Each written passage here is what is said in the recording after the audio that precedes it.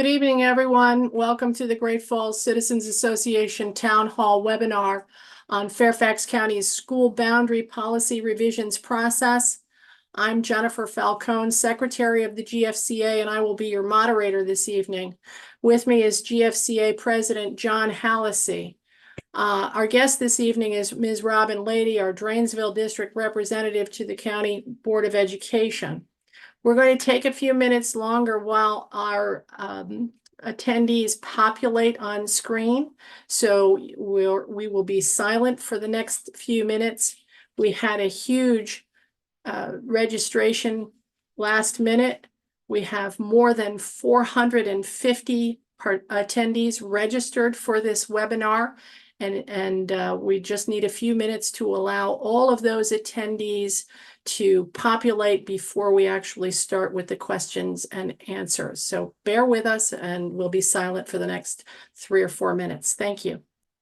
Greetings, everyone. My name is Jennifer Falcone. I'm the secretary and moderator this evening for this webinar. I'd like to introduce the president of the GFCA, John Hallisey. Thank you. Good evening. Thank you, Jennifer, and welcome to everyone who has tuned in to this important town hall.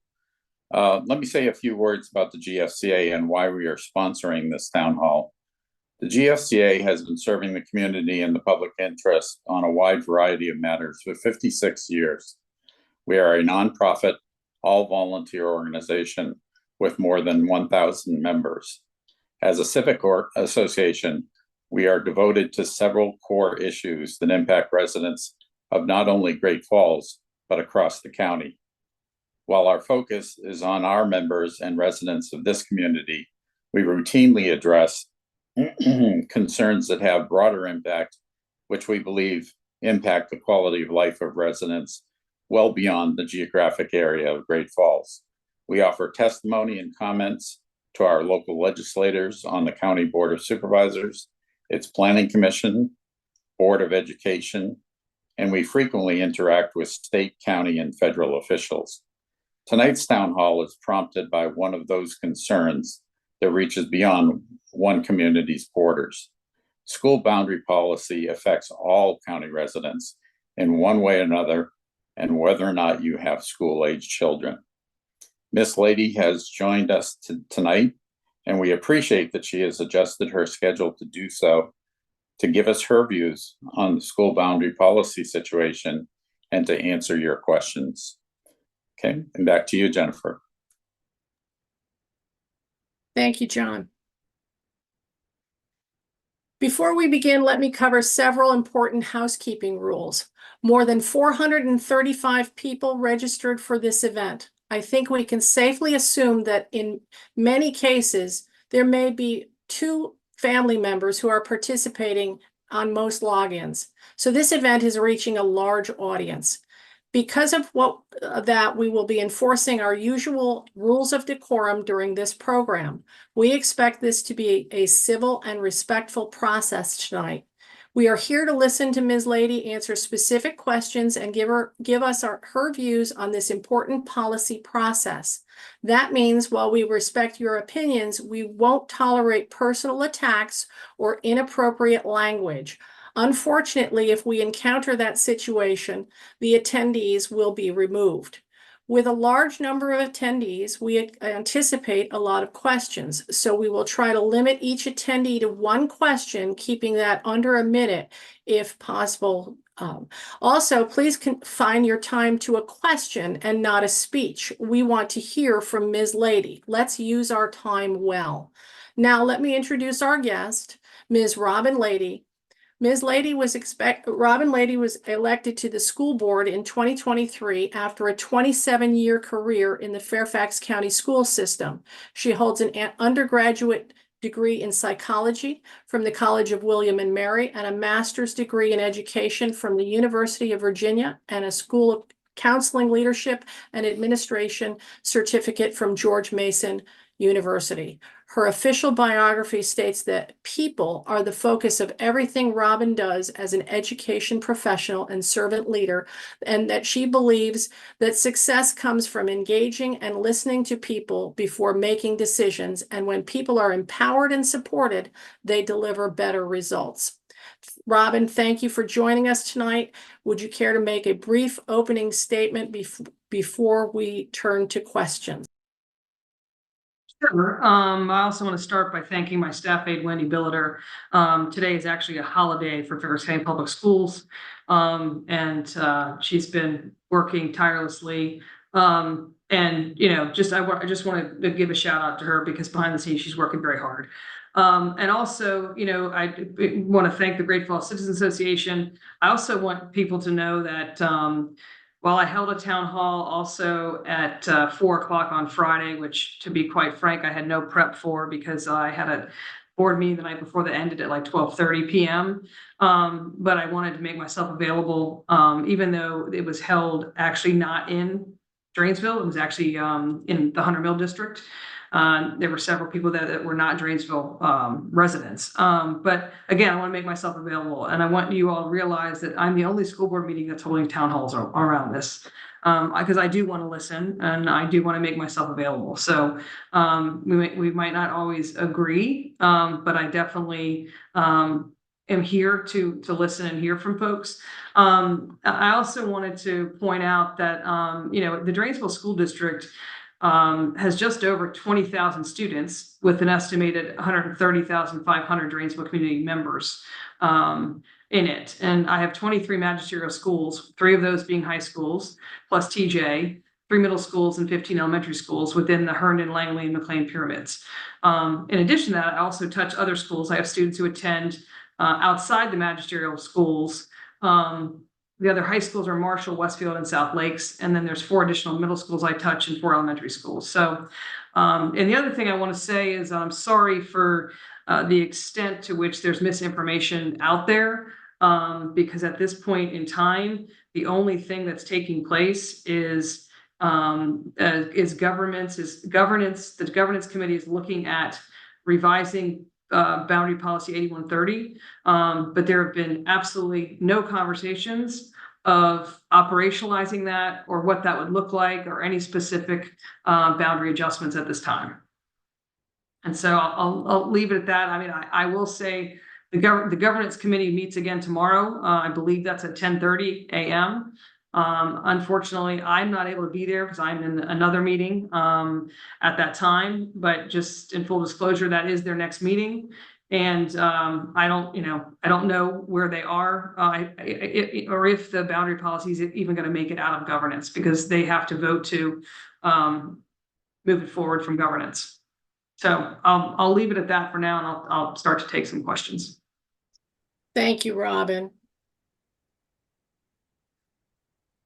We have a number of questions, as I said, from various sources. Some questions were offered during the GFCA meeting last week, and some have been submitted by email. And as I stated earlier, once we go through this list, we will take questions from the attendees. The first question, I'm going off script at the moment, but you just stated that the governance committee is going to vote on this. Could you please let us know the members of the governance committee, their names and Yes, the members of governance are Rachna Sizemore-Heiser, Kyle McDaniel, Sandy Anderson, and Il-Young Moon. Thank you. So it's my understanding from that this governance committee would vote, the 4 people would vote to move it forward from governance. And as your website stated, or you stated earlier last week, it goes from governance to a work session with the full board, school board. And if the school board approves it, then it would then be voted on during a regular meeting of the school board. I would believe that people would be interested in finding out if during a work session, this is going to be added to the agenda of a next school board meeting, what would be the notice to the general public for that? Well, Wendy and I have already talked about this in working to make sure that it goes out in my newsletter. So if you subscribe to my newsletter, I've been updating to this point what's been happening in my newsletter. I don't know how quick of a turnaround that will be. I will also let people know that I am not able to, it'll be the first meeting I've missed all year, but I'm not able to attend the June board meeting because I won't have access to, I'll be traveling and have no access. And then there are 2 July board meetings, and I will be virtual for both of those because I have some family commitments. But there will be one where I won't be able to be in attendance. Therefore, if everyone else is in attendance, there would be 11 people. If it came to a vote that day, then it would be, out of 11, not 12, because I wouldn't be there. Thank you. At least, let me put it this way. I'm traveling and I don't expect to have any access. I guess there's always a possibility that could change, but right now I don't expect to be at that meeting.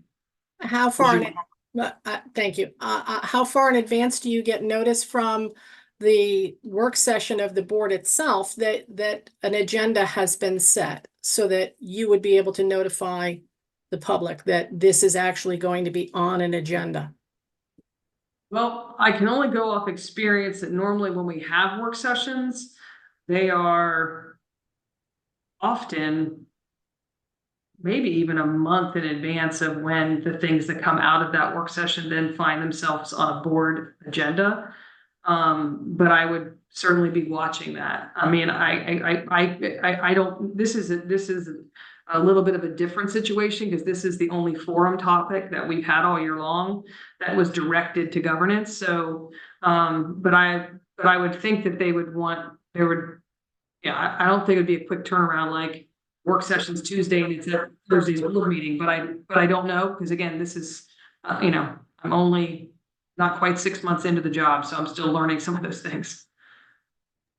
Okay, thank you. I'm going to move on to the next question.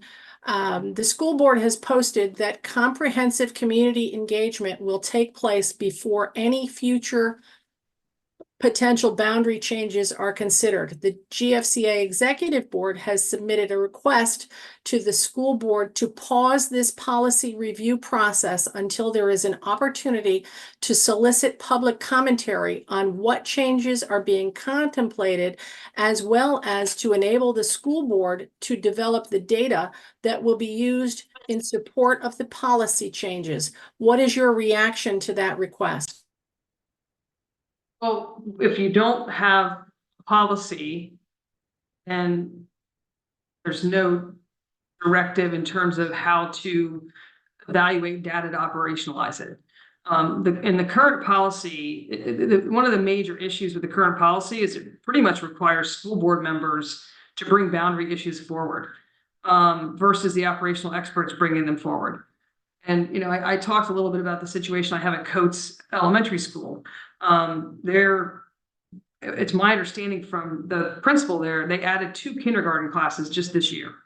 And they are, I won't belabor it because this is not about Coates, but the point being it's they're 33% over capacity next year. It's going to go up the next year. It's going to get to 177, I think, in like 3 years, right? So the way the current policy reads, we can't do anything about that, right? Like, I had it added to the CIP, but I had to bring it forward as a school board member versus operations seeing it happen, bringing it forward. And then within because the state law allows a school system to make a boundary adjustment for a situation like this, which is pretty emergency because they're literally returning custodial closets into classrooms. I mean, there's no stone unturned over there because we're out of room for modulars and trailers. But the state law would allow the school system to move up to 15% of those kids. But as the boundary policy is written right now for us, its limit is at 5%. And I've talked to operations about that and said, well, 5% is going to cut a neighborhood in half. And I'm not, I think that's absolutely wrong. We should not be dividing neighborhoods up when we're trying to triage an emergency situation around capacity. So if the new policy were to pass, we could do it within it being under 15%. But to go on to I think I've answered your question. I mean, the current policy is not, here's the thing. We in Fairfax County, because this has not been done, as we built new schools, we shifted boundaries. As we had overcrowding, like at Kent Gardens or back with the McLean and Langley, we shifted some people. But there's never been an expert consultant working with our operational staff to look at the geo work and all the other things that will, and again, there's lots of reasons that a new policy would be beneficial. I mean, there's instructional quality reasons, there's budget optimization, there's student well-being, in terms of sleep time and things like that. So to me, there's a number of reasons why we're looking at the policy and revising it. And so to the community input piece, if the policy is approved, then of course it sort of moves on to Dr. Reed and her team to operationalize that with regulations. And before anything is done, then that's where there would be, I believe, and I actually called Dr. Reed yesterday and asked about what that sort of community engagement would look like. And she didn't. I said, would it be like magisterial district? Would it be sort of countywide and anybody? And she said, I can't answer that because I would want to, look at the policy and then work with operations and a consultant team. But given the size of our system, that, she didn't say this, but it sounded more or less like perhaps it would be regionalized in terms of this particular community input would be people from this particular area or magisterial district. But there definitely will be lots of opportunity for community input. Thank you. I'm sure that we'll circle back to that in another form shortly. Number 2 question. This question is on the issue of diversity and participation in public education. The census data of Herndon shows the Hispanic community of Herndon is about 35%. However, they make up nearly 50% of the student population. Why is this different, and why is school participation from other demographics so low? Well, I think that part of the answer to that question is because of how the boundary lines, I mean, boundary is what it is for Herndon High School. So if you live within those boundaries, then that is your assigned school. So demographically, I mean, I don't want to misstep here culturally, but Hispanic families often have have several children, right? I mean, they're big families. They're believe in extended family, and so could that perhaps be why that student population is higher? I don't know, but the demographic is about 50% of the student population of Herndon is Hispanic. The next part of that question: has the board attempted to address the concerns of the community and determine why these families are not enrolling in public schools? I think that I think the answer to that question is probably no, and I don't know how we would get that data. The only thing we know is when a student withdraws from us, there is a withdrawal process where the parents have to document where they're taking their kids, right? And so I guess that I could, ask that question if that's something we can query from a student information system, without names, but like if kids have withdrawn, and gone, where are they going? Did they move? Did they move to another, public school, or did they perhaps go to a private school? I don't know. And again, I'm trying to think, because the withdrawal, now going back to my hat as a director of student services, the withdrawal codes would indicate, I think there's a withdrawal code that indicates another public or moved or perhaps a private. But if the codes don't represent that, it'd be hard to grasp that information. But I'm happy to, Wendy is taking notes. We'll write that down and we'll see if I can't find out for you if that's something that we can capture from a data perspective. Thank you. And the person that submitted this asks if you personally think this is an important consideration when discussing diversity and equity in education. Obviously, we don't want you to answer on behalf of the board, so that would be your opinion. Well, I stand behind all of our schools. I mean, we have excellent schools. And as I shared with the group on Friday, when I first became a school board member, because I used to build master schedules at Chantilly, I was curious to see what master schedules looked like for schools in my pyramid. So, I mean, I'm sorry, in my magisterial district. Between the schools in my district, obviously South Lakes and Marshall are IB schools, but their course offerings are interchangeable, as are those between a Westfield, a Herndon, a Langley, McLean. Other than world languages. World languages is one area where like Langley offers, I believe, 7 world languages. And I think that Herndon might only offer 4. I can't remember exactly, but outside of that, AP classes taught at one school are taught at another school. So, this is what we need to understand. We've got English language learners, and that's a challenge for some of our kids in all of our schools. And then we've got students who have, are native born and, the language acquisition is not an issue. And that's why we have an expectation of high academics at every one of our schools. So my answer is demographically, some of our schools look differently, but in terms of the academic opportunities, they're very similar. Thank you. I'm going to jump to one of the Q&A questions submitted online.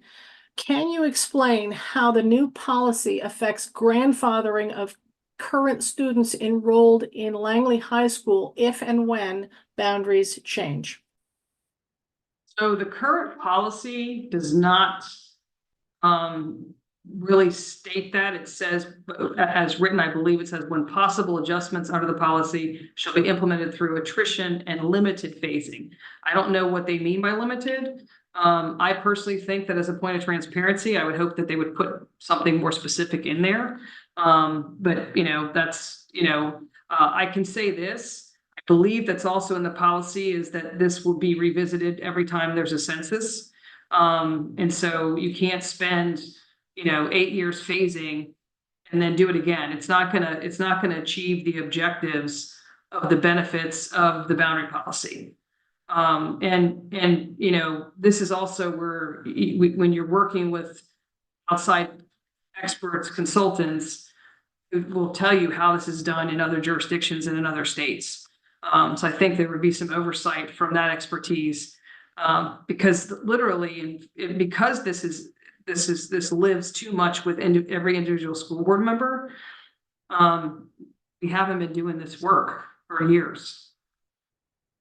Thank you. I have a question from another attendee. How are school district boundaries mapped today? Meaning, is there a map that the board would use to view the number of school-aged children residing in areas? And is this a street-by-street population breakdown? I'm not sure I can fully understand, answer that question. I do know that projections are done using birth rates, migration of students into and out of school divisions. A lot of schools have a similar mobility rate year to year in terms of percentage of kids. Like, for example, some of the schools over near Fort Belvoir have a lot more turnover because of military, right? So they take that into account. They're going to take into account housing turnover, residential development, things like that. If you're talking about how they project number of students at a school, say that question again. Is there a map that the board would use to view the number of school-aged children residing in areas? Okay. Is this a street by street? And I think that I'm going to combine and move again, state what question number 4 is beyond this. Basically, obviously, we've heard a division line of Springvale Road. And the question is, if someone is going to state that or assume that, how would Springvale Road be determined when this boundary change would be I can tell you, to answer the first part of the question, that when I was sitting with facilities looking at coats, they had a map of the Coates boundary and surrounding boundaries, and they had numbers of students from different parts of those neighborhoods. So that's where I could tell, well, we can't do this because it's above 5%, right? So the second part of the question is, I don't have any idea where the Springfield Road came from. The first I have heard anything about Springville Road was when I saw, that it was mentioned in an email that you had shared with me. There's been no conversations at all about any specific changes or what those would look like in any of the Dranesville areas. I mean, I personally, I'm trying to think. Is Springvale, is it near Spring Hill? Where is Springvale? Springvale Road runs from Route 7 north to Beach Mill Road between Route 7 and Georgetown Pike, Okay. east of Utterback, which runs north and south, and it is west of Walker Road. Okay, yeah, I have to spend more time studying all the roads in Dranesville. Sorry to interrupt. It does sound to me like facilities does have a map which would say there are approximately X amount of students in a particular neighborhood. So on. Correct. Yes, I based on what I saw for Coates, that's what I was looking at for enrollment at Coates. So I would assume they could do something similar for layered for middle and high and elementary. Thank you. Is there any data regarding trip times to Langley High School versus Herndon High School? I am not aware of any official collection of said data. So, I mean, when I saw that, I mean, the bottom line is anybody could do a Waze from here to there, or a, Google Maps from here to there, but I'm not aware of any formal collection of any timing for any schools in our county. As a follow-on to that, you stated you're concerned about transportation time, giving quality time to children, reducing their commute time. Wouldn't a data point on those trip times be necessary in order to, so this would be part of the data collection from your source, your consultant, I would assume. I would absolutely expect that would be part of the data. Yeah. Thank you. When will GFCA receive a response regarding the data requested on the 10th of June? So I'm going to look at Wendy because I feel like we've sent a response. This is the new set of questions, and so they went directly to facilities. And I talked to the director of facilities last week, and they're working on it. So as soon as they're ready, they will be available to the group. So do this is something you're following up, and you would you be able to work with facilities and give us an approximate time that we can expect a response? I can try. They're not very good about, I mean, it depends. Yes, I can definitely try and see if they can give an approximate time. I'm going to skip to another question. Several questions at the June 11th meeting centered on the need for clarification of language regarding the 15% affected throughout the draft document 8130. For example, in the draft policy, the district superintendent can make a boundary adjustment if it would impact 15% or less of a site location once a year. The previous policy only gave the district superintendent the authority to recommend such an adjustment. Why would we give such a broad unilateral authority to one person, further cutting out the public and parents from meaningful input? The answer to that question is because the way in which we've been doing things is not the way that they're done in other jurisdictions and elsewhere, and it's compounding problems. Like when we fix one problem one place, we create a ripple effect of somewhere else.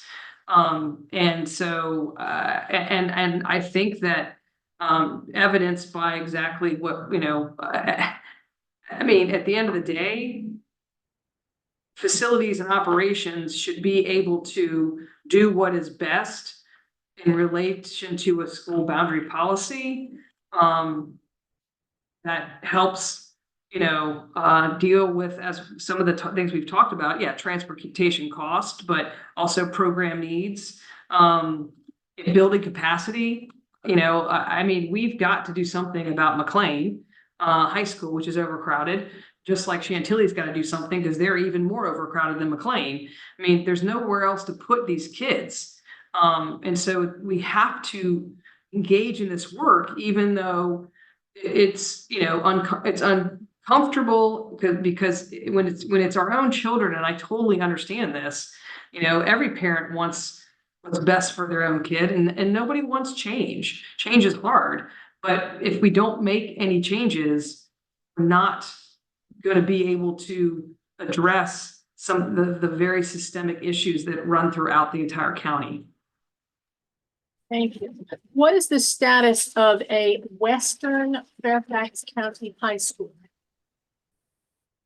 That's a great question. There's no land. There's no money to buy land. So this is the same reason why, with a new CIP, I'm pushing as a member of CPDC to change how we do a queue so that we take into account capacity and condition. Because this idea that this school is 1 year older than this school, so they get to go before this school, when this school might be good in fine shape. Like, we have to stop doing this as how old is the facility, and instead we have to start doing it as what's the capacity issues, what's the condition. And so, but we have a site for a Silver Line Elementary School. But no, I don't even know if it's in the CIP or what the timing of that is. Our biggest issue is money. I mean, and if you followed the budget process, the Board of Supervisors did not give us our full ask.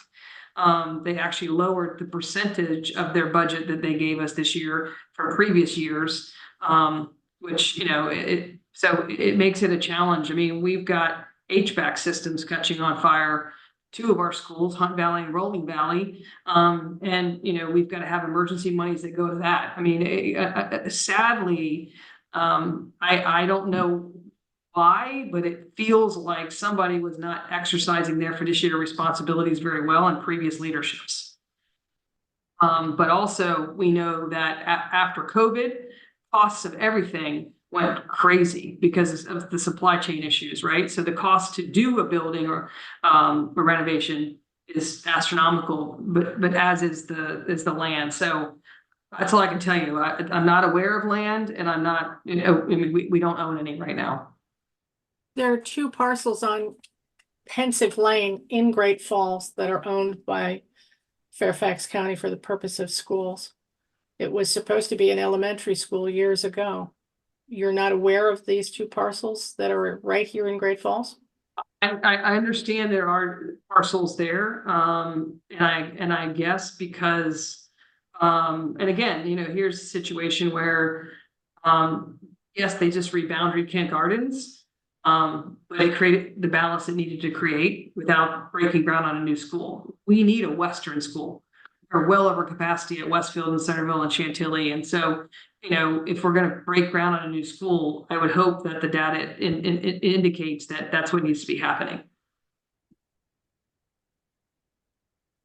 I have another question / comment that was submitted online prior to the beginning of the meeting. In past attempts to redistrict Forestville from Langley to Herndon, you actually will be impacting most of the families at Langley who are in the lower economic end of the school. We are military families, government workers, and hardworking people who sacrificed to be able to afford what we could in this district for this reason.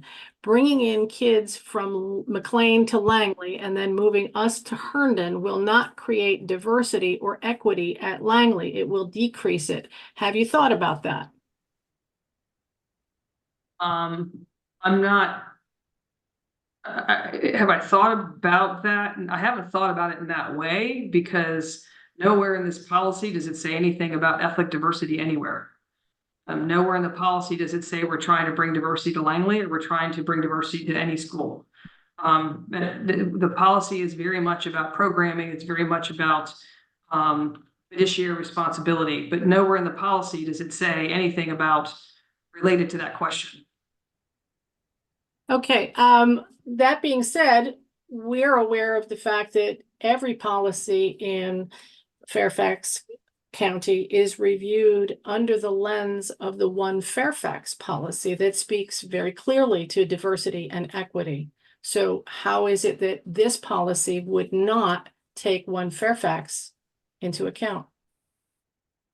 Well, from my perspective, and again, you can create a narrow definition of One Fairfax, or you can look at the broad definition of One Fairfax, which is equitable, opportunities. I talked earlier about the master schedules in all the schools that I touch. There is the opportunity to take high-level courses in all of our schools. Where we have some differences is Marshall, high school has an academy, and therefore, which is a conversation we're having also, is that some of these academy classes, the schools that have the academies, it's almost like that those kids have access to something at a greater degree than kids that don't have an academy. So how can we take some of those academy classes and put them in our base schools, which we've been doing with entrepreneurship and Teachers for Tomorrow and a lot of our courses, STEM engineering, but we need to continue to try to do that, because the One Fairfax is that you shouldn't get something one place that you can't get somewhere else. Thank you. I have a submission online. Data found online doesn't represent Herndon Middle School and Herndon High School as excellent schools with the same academic opportunities. Do you have data to support that statement? There's a number of ways to measure the quality of a school. So we've already talked about demographically how some of the schools in Dranesville are different, and demographically, but we also have,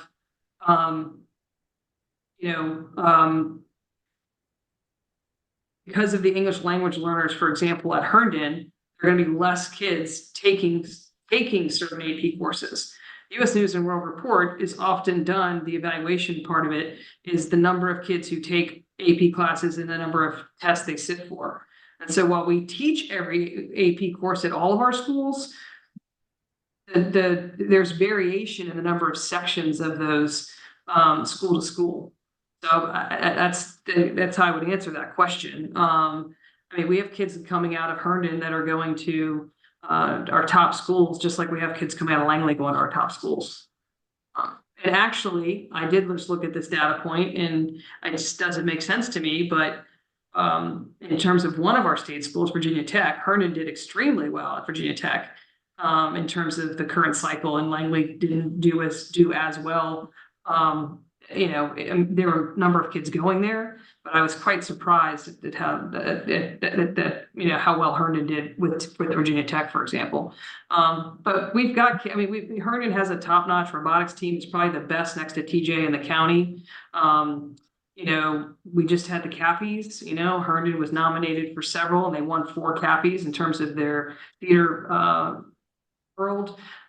There's lots of things going on that are outstanding, just like they are at the other high schools in Dranesville. I have another comment question. Will you commit to advocating for language in the new policy that mandates that the board can only reassign students to schools/pyramids with equal or greater ratings? Given the last 5 years of boundary change efforts impacting our district and historical commentary from the board, there are considerable concerns that this latest attempt to revise the boundary policy will make it easier to shift Western Great Falls out of the Langley pyramid. There is also tremendous concern that you may be missing the next meeting and a possible vote on this critical topic. The answer is there is no way you can do this work correctly and utilize US News and World ranking of our schools in that way. So no, I won't support that. What I do support is what I've already shared, which is we have outstanding schools. People who move here from other areas of Virginia and other states, it doesn't matter which one of our schools they walk into, they are incredibly pleased with our schools. This conversation, it's evident there are some people that have created a pecking order, if you will, of our schools. But all of our schools are good. And in order to do this work correctly, you can't make any promises around something related to a US News and World Report ranking. Thank you. You mentioned extended phasing periods defeat any potential benefits gained from redistricting. What are the forecasted benefits of any planned redistricting? I'll give you an example of where phasing is difficult. Let's look at Kent Gardens. The reality of Kent Gardens is they're allowing rising second through sixth graders to stay at Kent Gardens. And the new kindergartners, the new first graders are supposed to go to Franklin Sherman or Chesterbrook or wherever they were assigned. So I'm still getting complaints from folks because now they have split neighborhoods because some families took their kids and went to the new school. Some have their second and fourth grader going one place and the other one going somewhere else. Like, that's difficult when it comes to phasing, and it doesn't save us any money in transportation because we've guaranteed them transportation. And so now we're doing multiple routes because we've got kids at Kent Gardens who should be at Franklin Sherman and kids at Kent Gardens who should be at Chesterbrook. And we're doing multiple routes, which takes multiple bus drivers and buses that are not always full. So that's the simplest answer I can give you related to why a lengthy phasing problem just compounds the situation. Thank you. I have a question. Great Falls Library is closer to Herndon High School than Langley. The real middle of Great Falls in regard to distances to Herndon High School and Langley High School is Walker Road. So at this time, you're stating that you have no knowledge of any consideration at all for a particular area to be possibly shifted in a boundary change for this area. This is totally preliminary. There's no discussion at this time. Is that correct? That's absolutely correct. No conversations. I've not heard any street. The only time I've heard any street names is in this meeting.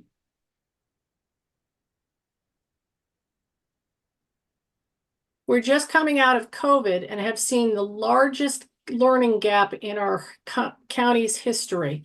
Is this really the time to further to introduce further disruption and stress to our children, families, and communities? So I'm going to address that from a couple of different angles. One of which is these are adult conversations that we're having. I'll be honest and say, while I understand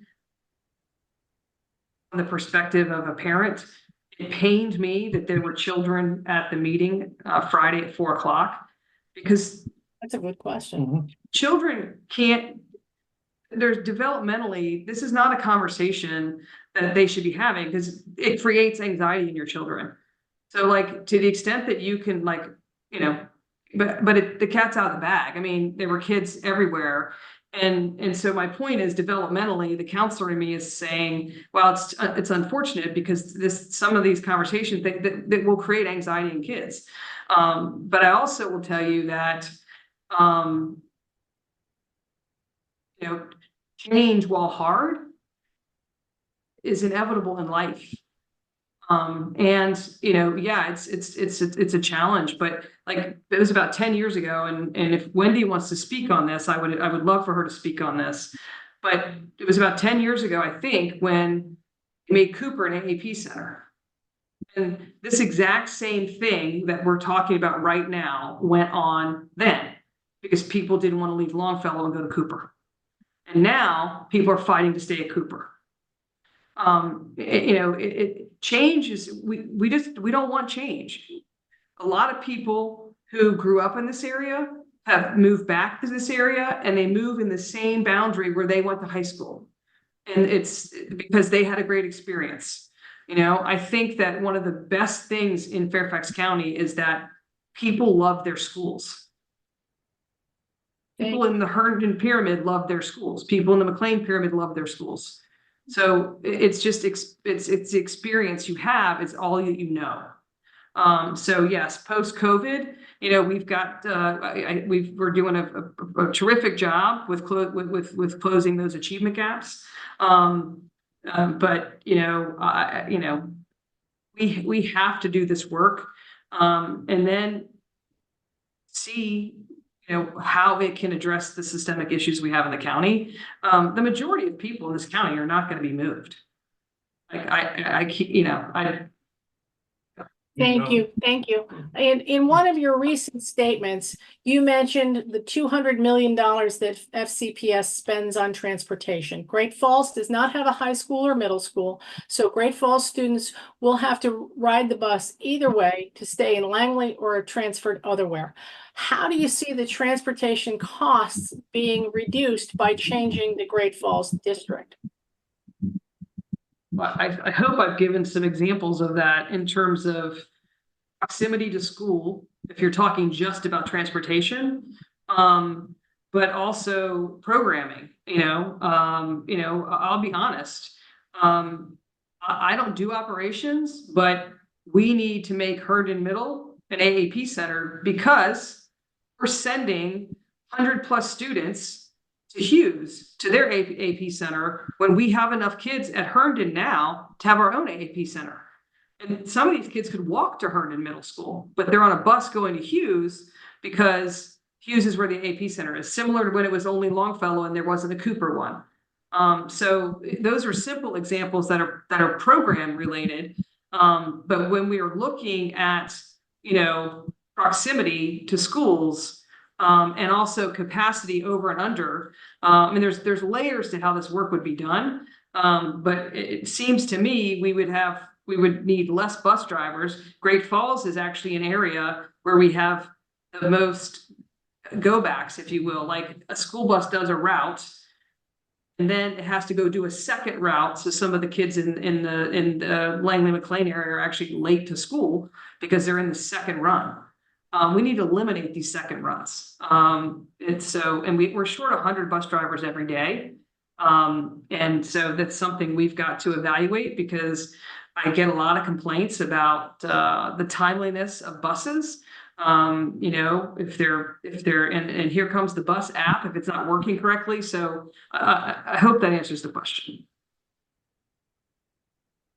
Thank you. How can you and the governance committee already support a policy if not all data is available to support that decision?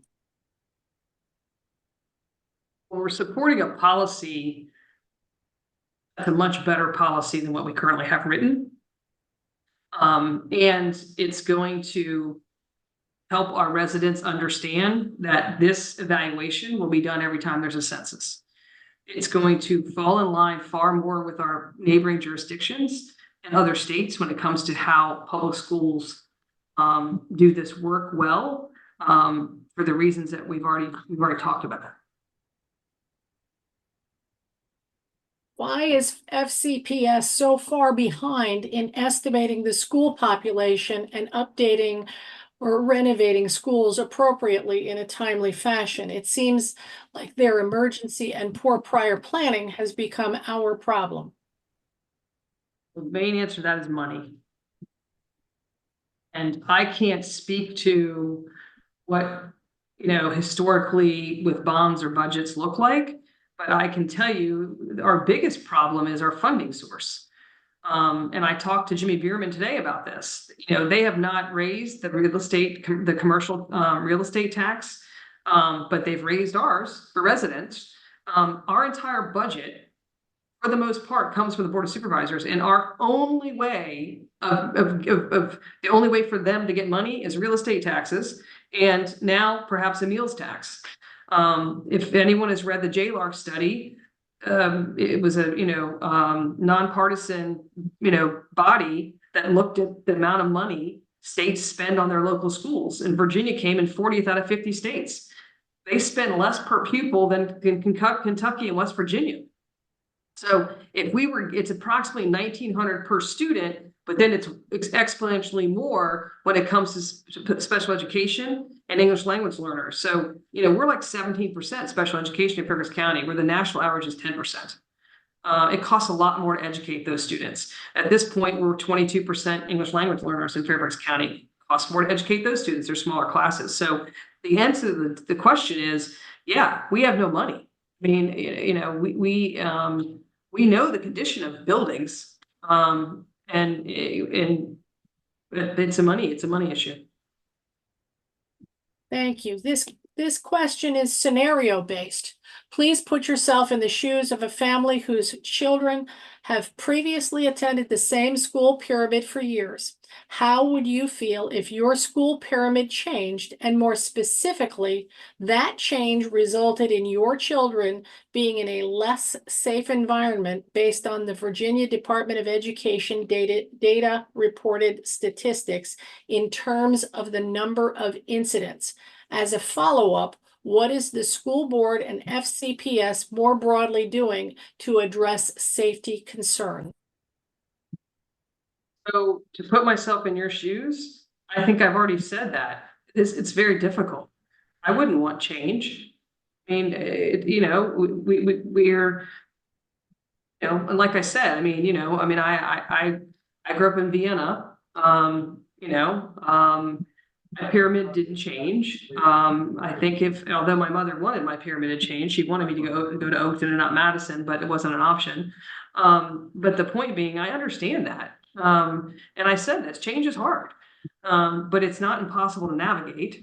And I understand what you're sharing in terms of incidents. But as someone who's worked in 5 different schools, and I've been in all of them at varying times for meetings and whatnot, you know, there are incidents. I mean, for example, at Chantilly, you know, we had, well, I'm not going to go in there because I'm not going to talk about kids, but, you know, there are incidents, but we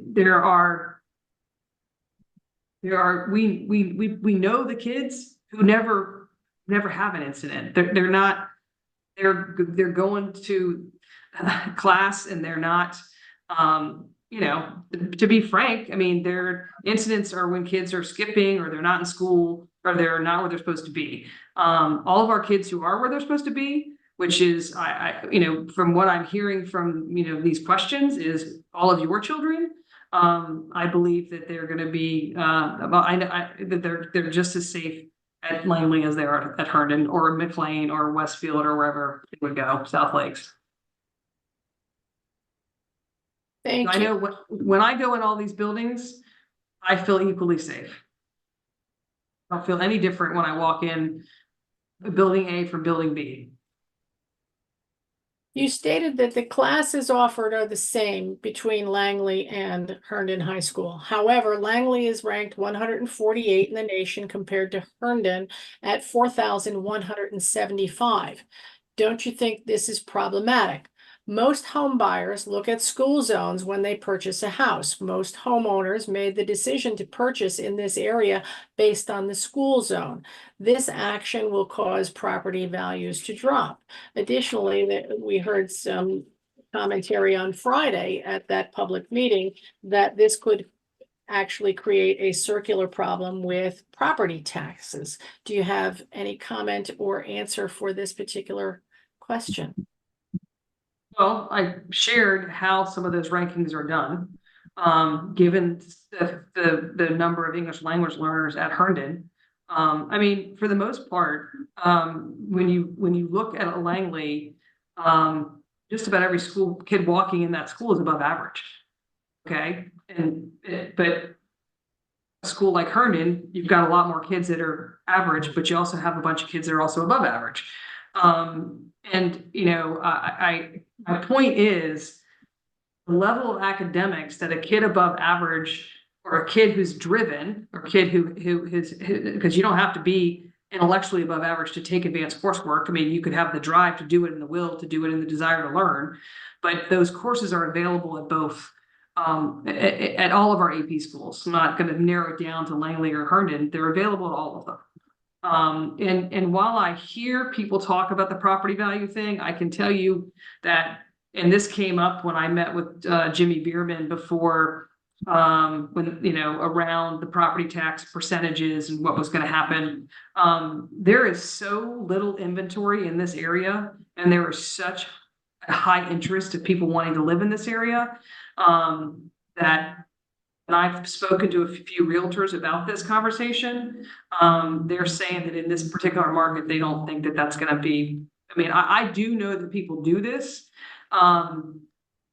But I also, because I also know when I was the director at Chantilly, I would sometimes talk to folks and be like, listen, like, there's nothing wrong with Westfield or Annandale or Centerville, and explain, you know, I mean, I have an expertise in college admissions. And, you know, quite frankly, you know, because Langley is so strong, it's actually harder for some of the kids at Langley to get into more selective schools, because the competition is the school you're in. That's your first level of competition. And I hate to say that, but that's a fact. Just like when I was at TJ, Harvard was going to take 8 kids. I worked there 4 years, you know, had more of the kids maybe stayed at their base school, but achieved at that level. Perhaps they would have had a better chance, because, you know, but, you know, that's just sort of, it is what it is. So, but that, I hope that answers the question. I don't know that it's. I'll move on. Thank you. If Herndon High School, I'm going to combine 3 questions and comments here. If Herndon High School is so great, why are they ranked 4 out of 10 on great schools? Do you accept independent evaluation data when you consider school rankings? And if the opportunities are equal between Herndon and Langley, then why are the graduation rates vastly different? I think I've addressed that. The demographics are different. There are kids there are lots of kids at Herndon who were never read to as children, who are still learning the English language. They're very different demographic. They didn't get preschool. One of the things I believe very strongly is in preschool for all. If we could get all of the kids in our school system to preschool, and actually Hutchinson Elementary has done this research. They've looked at their kids in kindergarten and first grade who got preschool. They've looked at the difference academically and behaviorally of those kids. It's a huge privilege to have sent your kids to preschool. Okay, so back to the point. It depends. The outcome goals are different for kids at any school. My outcome goal might be that I want to get an industry certification and go and do a trade school. My outcome goal might be that I want to get an engineering degree from Virginia Tech. What I will stand behind is that whatever your outcome goal is, that pathway exists for you in each of our schools, with the exception of some of our trades like auto tech or auto collision, because those are in academies, and the wait list for those classes, there's about 100 kids at Chantilly every year who wanted auto tech who couldn't get it because we don't have enough bays. We don't have enough teachers. You know, I mean, the pendulum has swung back to a skills-based industry in terms of jobs. We have a lot of kids who are walking out with certain certifications who are making, you know, high dollars. So the point is, whatever the pathway is, we have the supports for you at each of our high schools. I'm going to move on. How does the school board reconcile the capacity data for Herndon High School, which projects that capacity utilization will decrease by 15 points in school year 28-29, with the town of Herndon's June 23 projection that the town's population will increase by more than 36% by 2030? How can we trust the school board's decisions and recommendations are evidence-based when we have examples such as this suggesting fundamental flaws with the county's core data? Well, as I shared before, and I don't want, it's 98 point something. The county is across the entire system, projections year to year for enrollment at 98 plus accuracy. Okay. I got this question on Friday. Wendy wrote the question down. We're going to try to look into, I have to go and look at what the town of Herndon has done. I'd have to ask facilities the same question. So I don't have an answer to it, but we took note of it on Friday as well. Talking about phasing, moving high schoolers to another school in the middle of their high school career will have detrimental effects on their careers and lives, both academically and socially. How can this disruption be avoided? I'll start by saying I don't believe that it's detrimental. I've worked in high schools for 30 years, well, 27 years in Fairfax. We had kids moving in or registering at Chantilly in 9th and 10th, 11th and 12th grade. And they had every opportunity. Yeah. Some of them was it, they missed whatever friend group they may have been in. Sure. But they quickly made new friends. And so I think detrimental this is where I think the psychology behind these conversations, it can be damaging to our kids. If we say, hey, look at this opportunity, you've got an opportunity to new place, new friends, new this, new that, or, we do it from a different perspective. Our kids feel that, our kids sense that. So again, I don't know what, if anything, is going to happen within the different magisterial districts. I do understand change is hard. It's I'll tell you, just as someone, one of the great things about working at Fairfax is the fact that we're not a one school system. Okay. We are 27 high schools. So, but every time I changed schools, it was a lot of anxiety because of change. I had built relationships, but yet I went from, Marshall to TJ to McLean to Chantilly because it grew me as a professional. It made me better. But change is a hard thing, and I understand that. I hear that change is hard.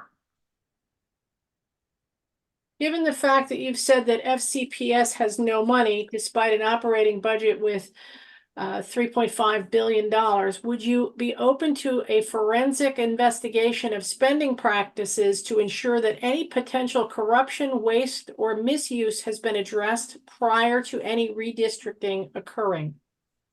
So we do have an audit committee that's waste, fraud, and abuse. And I'm on the audit committee, and we have done an evaluation of lots of aspects of our division. We also are bringing in, I believe it's Baldridge. Basically, we've never done a zero budget where we started at zero and then sort of put in what we need. I believe the Baldridge company is coming in to do that, which is to use the word forensics, it's going to really delve into every aspect of our budget. And I know that I have some other opinions on where I believe that we can address issues in our budget. And I've had those conversations with Dr. Reed, and I will continue to do so. But am I going to wait on the Baldridge work before perhaps moving forward the boundary policy? No, but I think that the timing of those would be layered together. I think that everybody agrees that change could be hard. However, people will accept change. People will deal with increased transportation time and distance if it is to a better school. Shouldn't the parents decide how should this be prioritized in policy 8130? I guess the short answer to that is, I want you to think about like what I hear in that question is, and what I see are all kinds of children's faces in this school system, and they're all of equal value. Okay, they're all of equal value. Their parents love and adore them because they're their kids, and that's just sounds like you stay here because this is for me over here. Again, you're asking me if I'm going to support a policy that says you can't, within this boundary study throughout the county, that a student couldn't be moved to a lower ranked according to the metrics you're sharing school. That dialogue is it's unfortunate to engage in, because I've said repeatedly, all of our schools are good. All of our high schools offer several pathways, and the pathways that you are valuing, at least from what I'm hearing in this conversation at Langley, you have at the other schools in Fairfax County. I've heard of a few or seen a few comments in the Q&A about statistics from both schools, and I understand what you just stated, but this next comment is if Langley rates out better, and again, I understand you have a difference of opinion regarding how some attendees are qualifying the data and the source of that data. And then you have another understanding of data that you have access to. But if Langley rates out better than Herndon High School, including teacher turnover, discipline issues, student performance, etc., why wouldn't you first address the issues at Herndon prior to even contemplating moving additional students into Herndon? And I just want to say that I was present on Friday, and some of the comments that I heard from both sides, it appeared to me, and this is my own personal statement, that you are questioning some data sources. So I would like to, and I've seen this question, what data sources are you using and that are available to us so that we can review it? And are you telling us that the data that the residents are seeing and obtaining online about these incidents, is this data incorrect? I'm not saying that the data is incorrect. I'm just saying that there are different ways to interpret data. I mean, it doesn't surprise me. I've already indicated why Langley is ranked so high, because the number of AP classes that are offered and taken, from a volume perspective. But it doesn't mean the quality of education in AP psychology at Langley is better than the quality of education in AP psychology at Herndon. There just might be 12 sections of it at Langley and 3 at Herndon. If competition in school makes it harder for kids to compete for college, wouldn't sending above average kids to Herndon High School hurt those currently underperforming and struggling students? Now's when, the answer to that is no. The answer to that is no. The bottom line is, I'm just going to leave it at that. The answer is no. My point is that, I gave TJ as the example, right? I don't like the way the college admissions world works at times, because, but it is what it is, because colleges are trying to have diverse student bodies. And so they are going to pull them from a variety of different schools. They're not going to take them all from 3 high schools within Fairfax County. They're going to be admitting kids at our most selective schools from all of our schools. And I believe that that's the right thing to do. I've had this conversation. There's kids at Herndon who have to work because they have to help pay the bills in their home, or they have to work in order to pay for perhaps their own cell phone. Otherwise, they don't have one. That's not the case in other places in the county, where kids are given a Venmo card and money in Venmo, or they're given a credit card. We're talking about stories matter. Okay. And every person's story is different. Just because my story is different doesn't mean I'm less than or less capable, but maybe I can't take 4 AP classes because I'm working washing dishes until 11 o'clock at night, 4 days a week. I think this is what I know as an educator. And that's why I understand that there are kids at Herndon that are doing incredibly well, despite the fact that they might also be working. They are managing to still balance the rigorous course load. And then there are some kids at Herndon who don't have to have a job. They don't have to help pay for bills in their home, and they can take a rigorous curriculum and do well in it. So you're not comparing apples to apples. All of our students are different. All of their stories matter. As our district representative, what would it take for you to change your mind? If everyone in your district is opposed, why still push for it? Why clearly ignore concerns of parents and voters in your district? Because this is work that needs to be done. It should have been done. And it's a county-wide issue, that's systemic. I don't know what it's gonna look like down the road, but the work needs to be done. And it should have been done years ago. We shouldn't be in this situation because it should be routinely going on.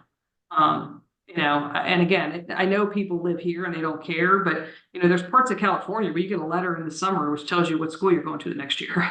You know, they just unilaterally change it, you know, and we've got, you know, a different situation here. But this work, you know, needs to be done. And for the reasons I've stated.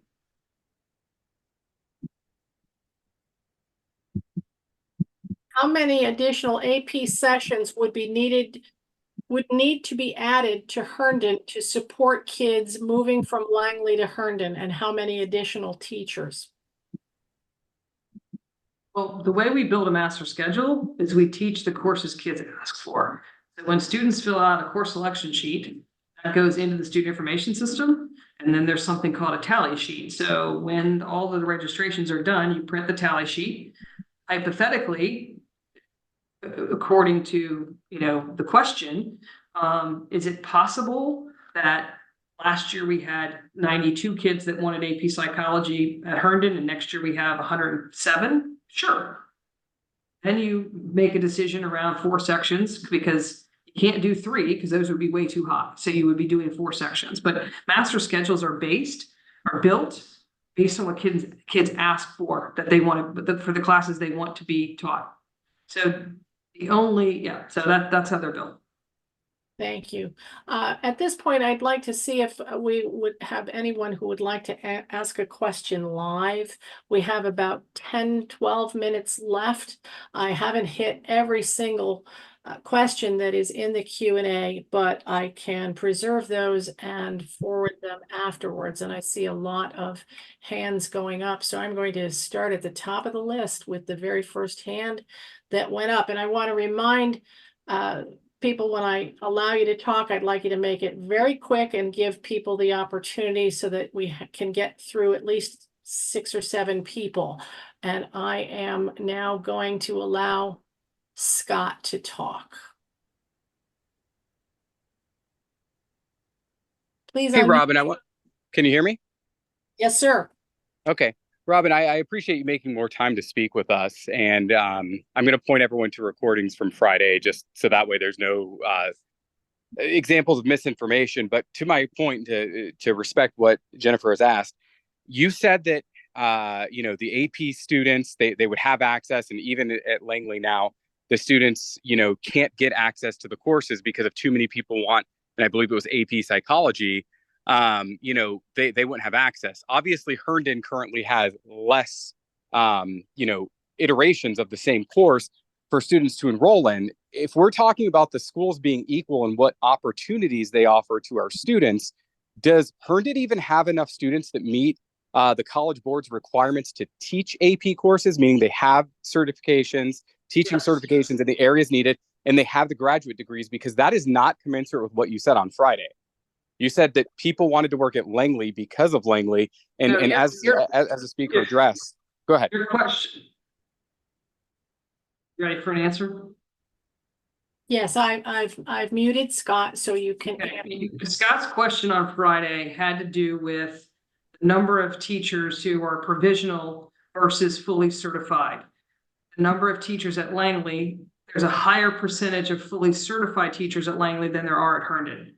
And the statement that I made is that from a teacher's perspective, a lot of teachers want to teach the easiest kids to teach. The easiest kids to teach are the kids that absolutely come to class prepared, ready to learn, and want to learn. We have kids in our school system that are somewhere on that trajectory. We also, it's hard to teach English language learners especially because they're all have different native languages.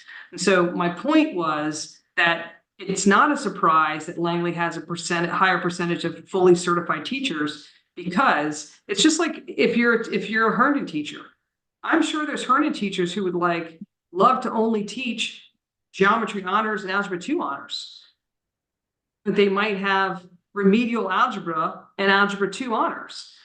Okay, because again, the most struggling learners are often the hardest to teach.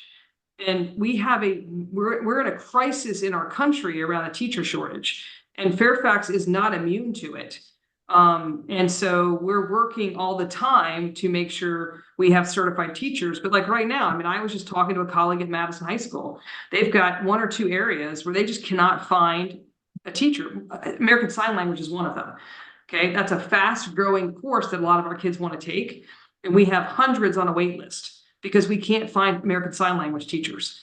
But when it comes to certifications, you know, the state of Virginia has created these career switcher opportunities. So if you have a degree in mathematics, but you didn't do a teacher certification, you can get hired in Fairfax to teach mathematics while you work on that certification.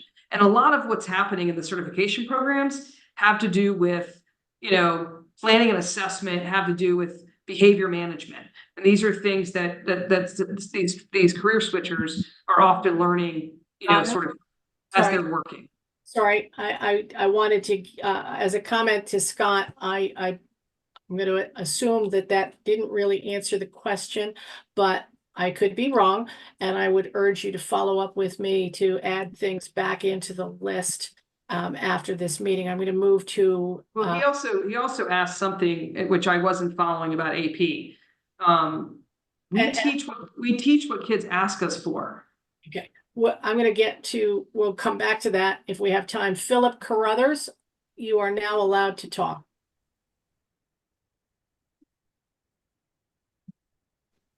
Can you guys hear me okay? Yes, we can. Go ahead. I was just trying to understand, it does seem as if from the balance of the answers, that Miss Lady seems to be an advocate for splitting the Langley district, and I'd just like her to give us a yes or no answer on that topic. Are you or are you not looking to split the Langley district as a primary activity of your first term in office? I am not looking to split it any more than I am not looking to not split it. I don't have an opinion on that. I have an opinion on the policy, and I have an opinion on the need to do the policy work and to see what suggestions come out of the policy work. But if the policy is approved, to see what suggestions come out from the consultant and operations regarding how to make the adjustments needed to achieve the things that we want to see to address the systemic issues that we're seeing in the county. Karen Fletcher, you're up next. You can unmute. Hi, yes. My question is around the McLean High School. My understanding is that there is like a McLean ordinance that doesn't allow them to build a second floor. And I'm wondering if Fairfax County can override such a ordinance to allow McLean to expand its high school upward and therefore address any of the overpopulation of McLean. So I'm not aware of an ordinance. What I think I've been told is that it structurally was not built to put a second story on top of it. But Wendy and I can check on that and get that answer back to Great Falls Citizens Association. Thank you. I'm going to move on to Giselle. You may unmute and speak. Hi, I'm actually Alex Giselle's husband. We recently moved to the area. I mean, recently, like a couple of years ago. The question I have is, why Robyn is insisting on pushing her agenda where she should be representing the families and the parents in the district that she's serving, So that's concerning to me. And if this is the fact, then she's going to continue to ignore the wants and needs of the families in this district. What can be done from the public office to really raise our concern?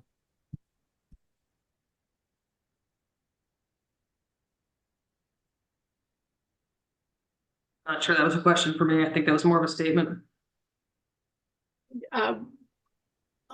Okay, if you do not have a comment on that, would you like me to move on, or would you like to address his concern about, it appears to me as if he is, as there's been several comments throughout the Q&A about listening to the voice of the community that are very much opposed to this policy change and the broad authority that it gives to the superintendent. Well, I believe, and this is also what was recommended by my predecessor, is that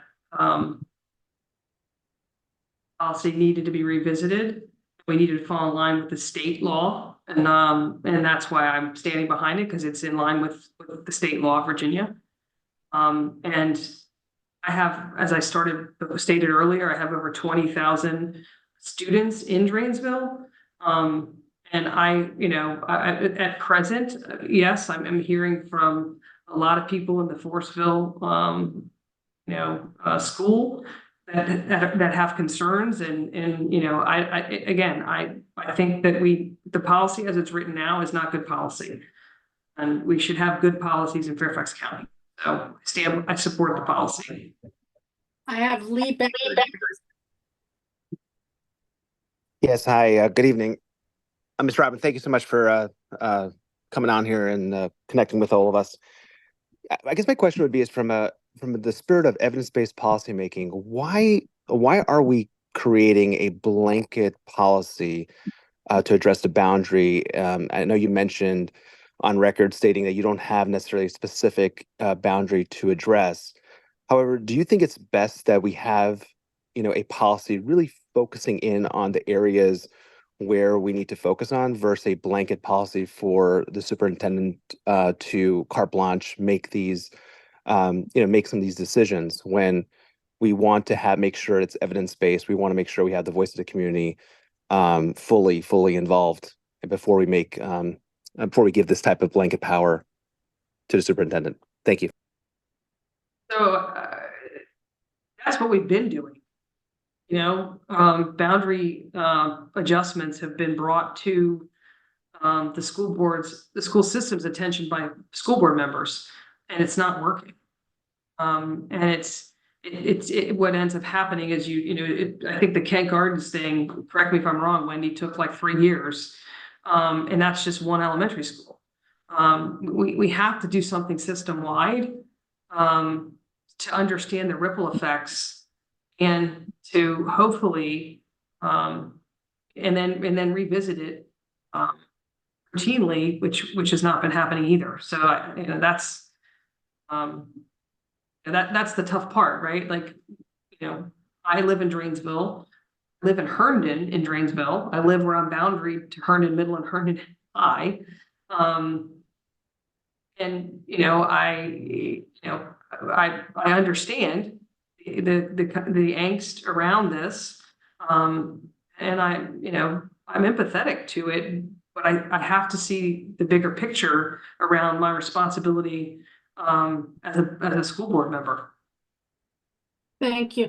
Before I go to Michael Ochoa, who has the opportunity to speak, I wanted to paraphrase a few questions that I saw in the Q&A, and given your last statement, if boundaries were not considered and you had a choice to send your child to Langley High School or Herndon High School, which high school would you choose?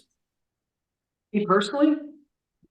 Yes, that was a personal question that I sort of paraphrased. I would send my kids to Herndon High School. Why? Because it's the neighborhood school, and I think it's terrific. Notwithstanding where you live and anything about commute times or anything like that, quality of school and the circumstances of that particular school, the availability of classes, etc., which school would you choose? I would send my kids to Herndon. And I'm going to go to Michael Ochoa.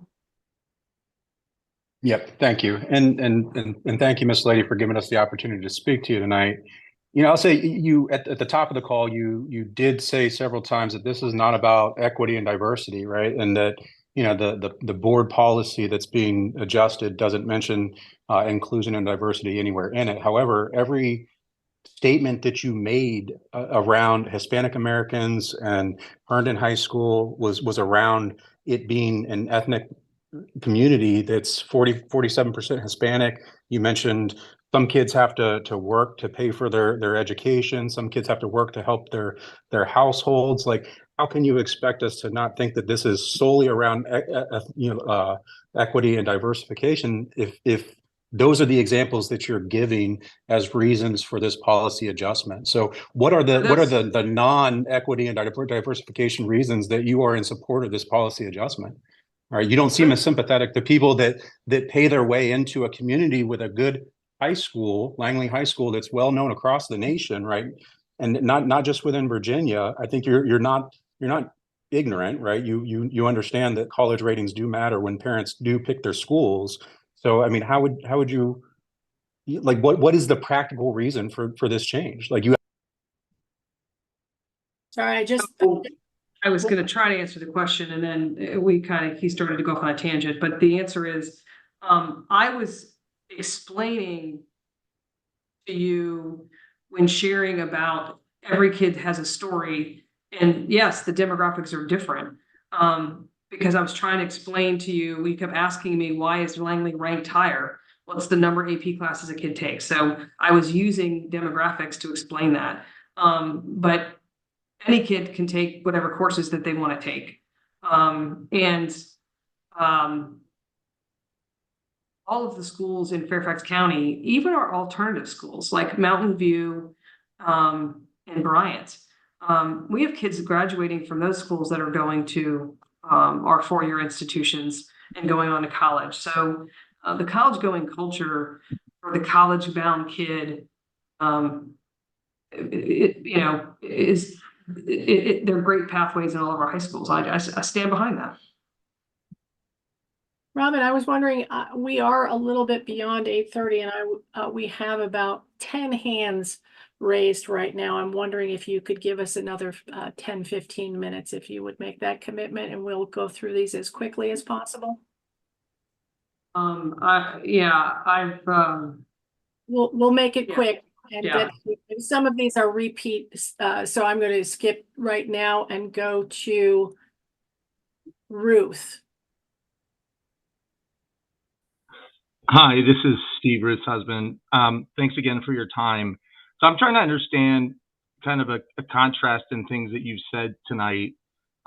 You've mentioned that you have this obligation and responsibility, but the recommendations that you seem to be proposing are shifting that responsibility and obligation to a third party or others that are not accountable to the voters. And I wonder if you could address that contrast for me. Thanks. It is common practice in our surrounding jurisdictions and in other states that boundary work is done by school systems and not by school board members. The state of Virginia has its law that if it affects 15% or more, then it comes to a vote to the school board. The hours that Elaine Tolan spent with the Kent Gardens thing in 3 years of her term, it's not an effective use of time, given all of the things that are upon us as school board members. So I don't know if that's the answer. There's people in operations in the school system who need to do this work. We need to do it well. And then we need to revisit it. And if it ends up in the policy, it's every 10 years, then it's every 10 years, and people realize it's going to be revisited every 10 years. can't keep doing Cooper, then McLean, then Kent Gardens, then Coates, then Park Lawn. And that's what we're doing. And it's astronomical time. Instead of doing it a holistic view of the entire county. I have Jimmy able to ask a question. Go ahead, please. Thank you. Can you hear me? Yes, sir. Excellent. Thank you, Miss Lady, again for your participation and engagement with the community. I know that's very much appreciated. You've stated that one really important factor for you is saving time on the bus and money for the county. Hypothetically, if the consultant is hired, the votes are passed, and you are faced with a decision, and you might save a few pennies on the dollar or a few minutes on the bus, how many pennies on the dollar and how much time saved is worth it for you to go against the entire wishes of your community? Thank you. I don't know that I have an answer to that question. I certainly am not going to be interested in doing something that's not going to move the needle. So I'm interested in addressing overcapacity in our schools. I'm interested in doing so. My hope is that we will save within our transportation costs. But if this is all sort of done and put in front of us and none of that is happening, first of all, that I think that would be unfortunate, because I feel pretty confident that we will see those things. But I'm not going to do it for. I mean, like what our transportation budget is $206 million. I don't know if it dropped it to 190 or 185 million, would I do it? I mean, maybe not necessarily, but that's one data point among other things we're also trying to establish. So it's not just time and pennies. There's other things that will come into play, and I will certainly hope that all the data that we are looking at will be available for the public to look at as well. I have Tiffany Newman. Hi, thank you. Just before the 8:30 mark in this call, you mentioned that you were looking at the policy because FCPS was out of compliance with state law. And I was wondering if you could just clarify for us exactly what statute you're talking about there and exactly how we are out of compliance. Thank you. We are not out of compliance. I didn't say that. I said the state law is that if it's going to impact more than 15%, it has to go to the school board for a vote. What I said was our policy, as it's written now, has that stopgap at 5%. And I believe it needs to be moved to 15%, which is what the state statute says. So what I said was our policy was different than the state statute, and I want the two to come into alignment. I have Ryan Buckner. Hi, Robyn. And I want to thank you for spending your time here with us and just trying to get us on track a little bit. I know you mentioned that a lot of this is very preliminary and procedural at this point, and you don't have a lot of answers.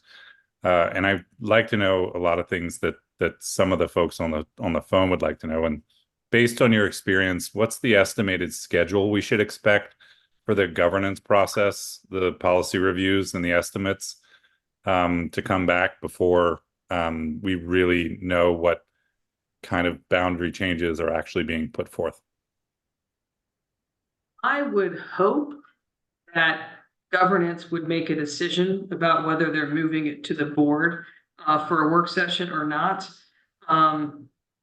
Certainly, where we go on recess in the middle of July. I would hope that piece is done. Depending on the timing of that piece, it either doesn't make it out and this conversation's done, or it makes it out and then there's a work session and then potentially a vote. I certainly don't want to, rush anything.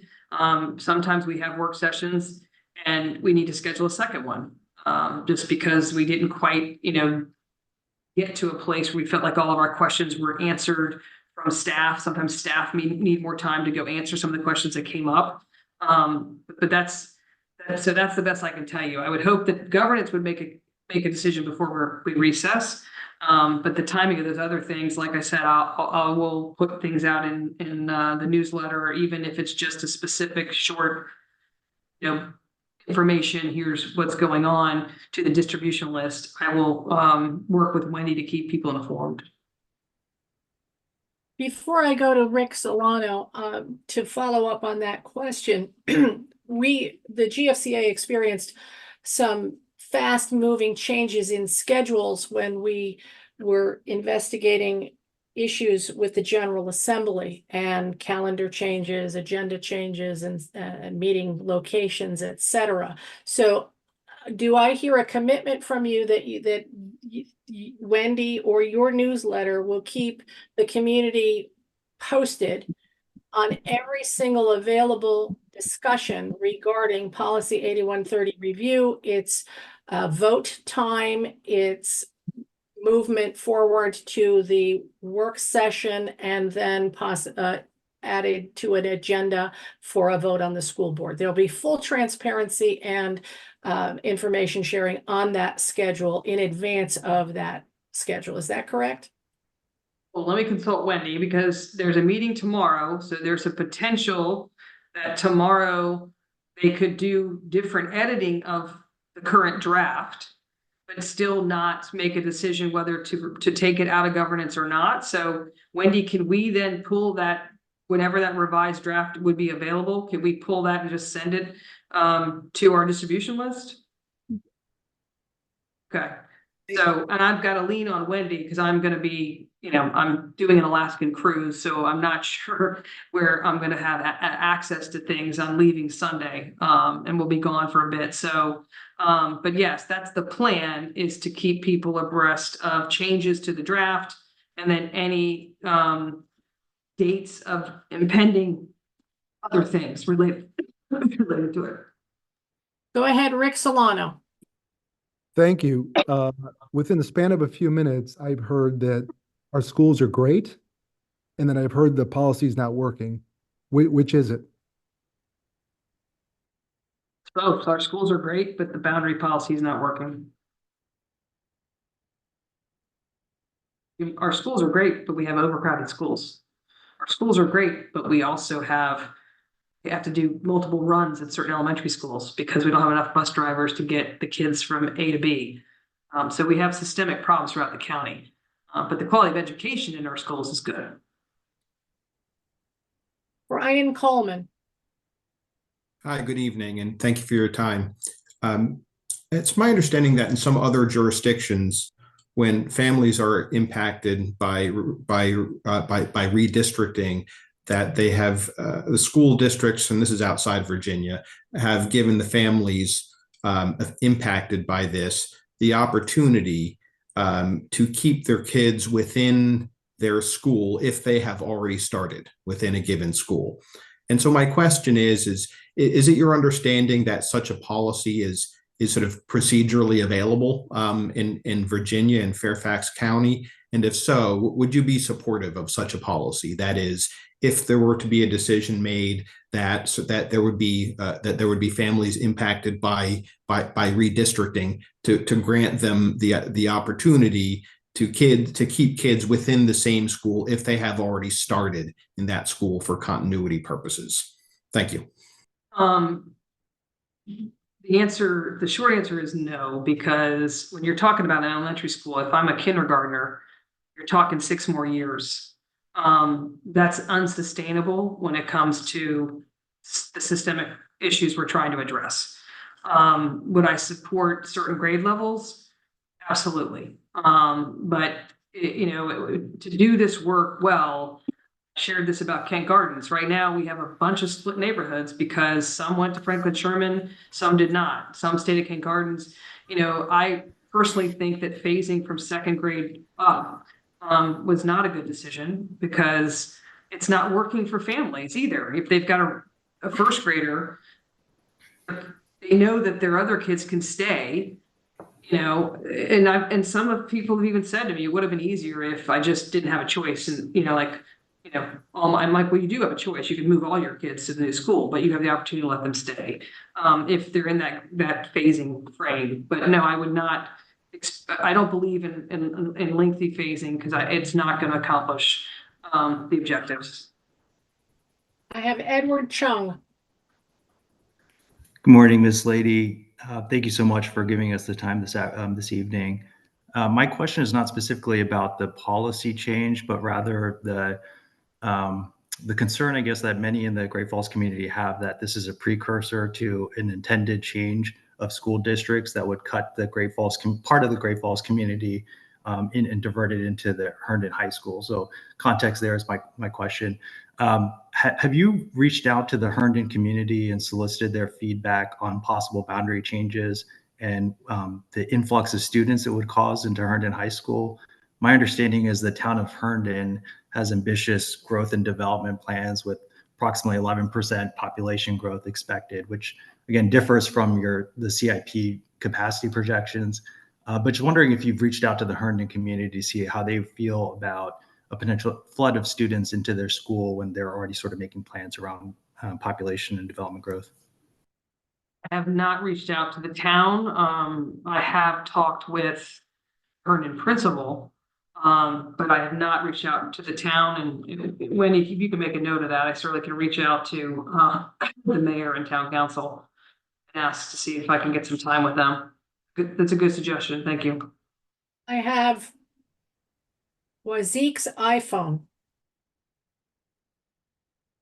Hi, thank you so much for taking my question.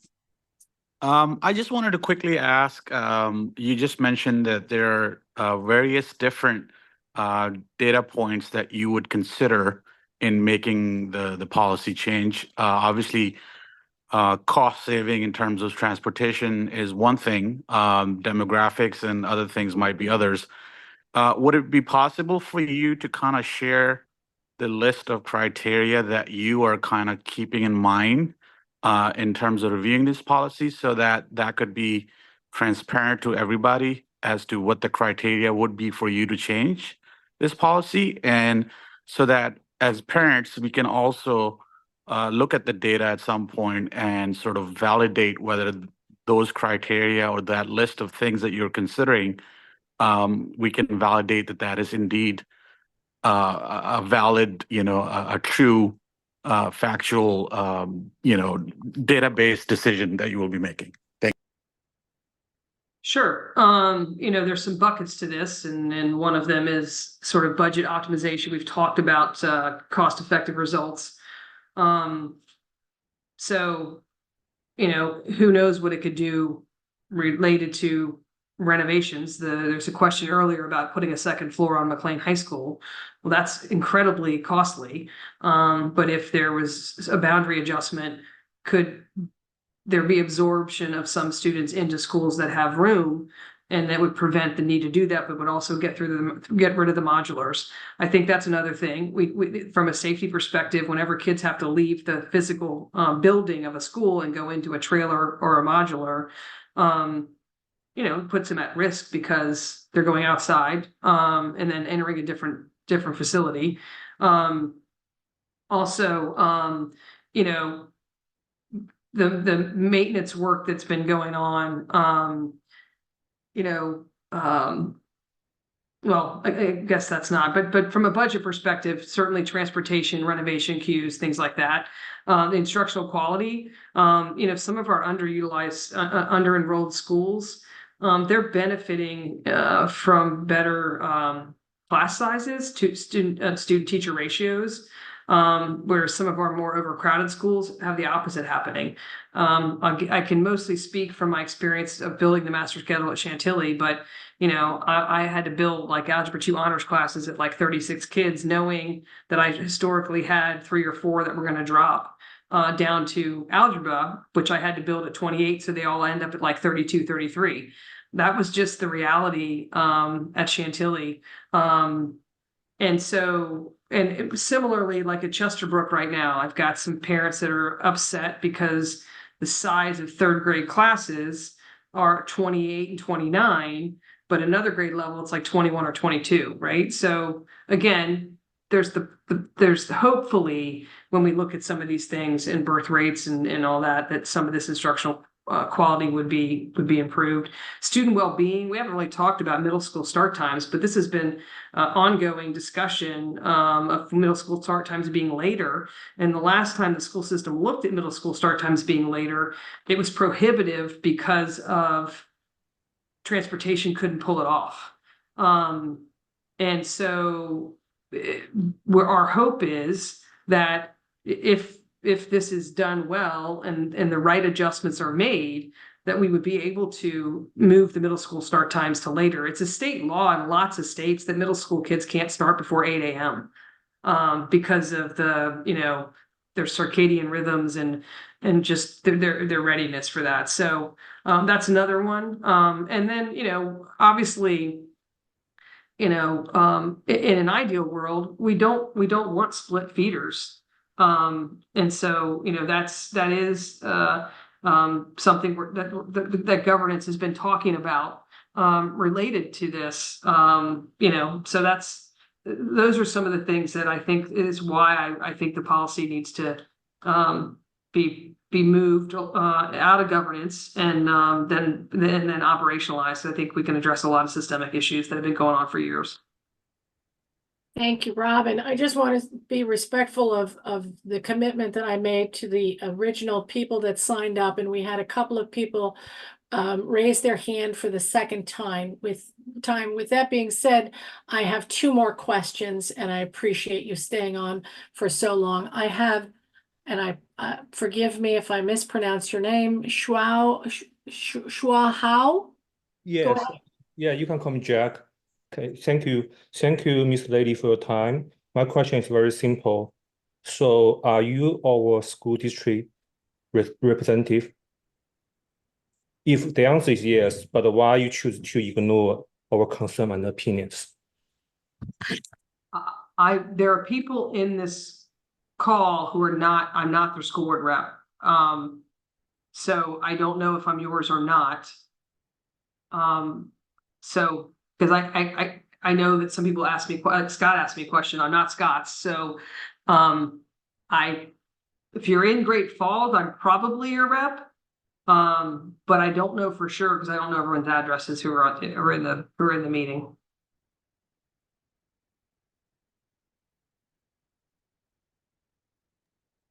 Perhaps before Michael asks his question, you can let us know how someone can find their district representative on your website. It's not on my website, but I believe, Wendy, it's called, you just Google my neighborhood, right? Yeah, it's a Fairfax County site that they run where you put in your address and it tells you all your elected officials, what schools you go to, and your school board members representative, as well as the 3 at-large members.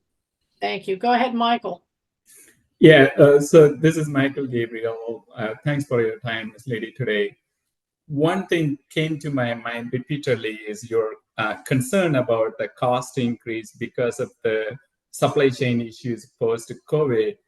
And we all know that the real estate property value has gone up. And so the tax as a percentage of the property value has also increased. And you also mentioned we were not good, the county officials were not good at fiduciary responsibility. I'm not sure if, changing the boundary is going to solve the problem rather than fixing the fiduciary responsibility. I think we are not good at it. Do you have any comment on it? Well, the funding of our schools and the cost associated with funding our schools continues to go up because the percentage of our kids who are free and reduced lunch goes up every year, English language learner goes up every year, and our special education numbers are stretched. So I was talking about that from the Board of Supervisors. Revenue sources was only property taxes. And then what was the other part of the question? Oh, the policy. Yeah, I mean, my fiduciary responsibility is to make sure that we, as a school system, there's no waste, fraud, or abuse. And so that, to me, this is part of my commitment to that fiduciary responsibility, is this policy work and the work that will follow.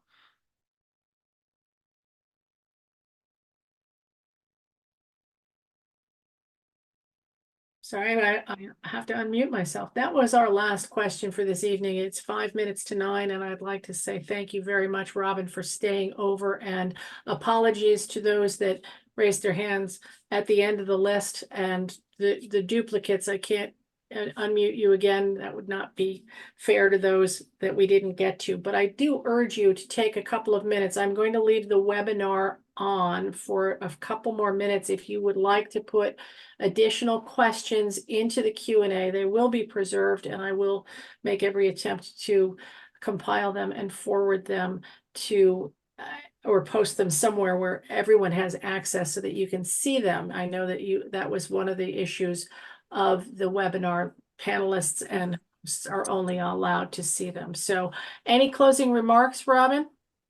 Yeah, I mean, I just want to say I thank you all for taking the time to be with me this evening. Wendy has taken some notes, and the areas where we couldn't answer a question, I'm going to try and get an answer, and I'm going to send that to GFCA so you all can share it out.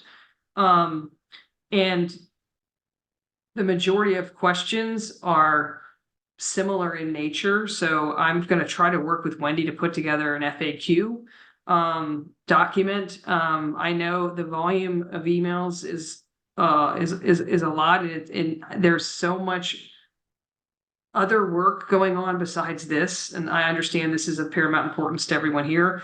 But you know, sometimes it's just not possible for me to give a bulleted, individualized answer to every single email. So I'm trying to more do a collective and put it in a space where people can know my thinking. And again, I'm just being honest. I read your emails, and then I work with Wendy, and we try to figure out how to get to respond to them. And she and I are doing the best we can do. And knowing I also have another job. This is a part-time job, but it's an 80-hour-a-week job at the moment. So, and again, thank you to Great Falls Community Citizens Association for figuring out a time. And some people ask why this wasn't in person. It's not in person because you couldn't find a space to do it in person. I would have come in person. So I just want to make sure people know it was not in person because there was no public space to do it. And then I want to thank Wendy again, who is on her day off working and worked most of today on her day off. Yes, thank you. It's John Hallisey here. Robyn, I wanted to thank you and Wendy for all of the time that you put in on this, and you were so generous with your time tonight going over schedule. We really appreciate it. And thank you for listening, for giving answers, and for your commitment to providing answers that you couldn't give on the spot tonight. So thank you, and good night to everybody. And again, thanks for coming.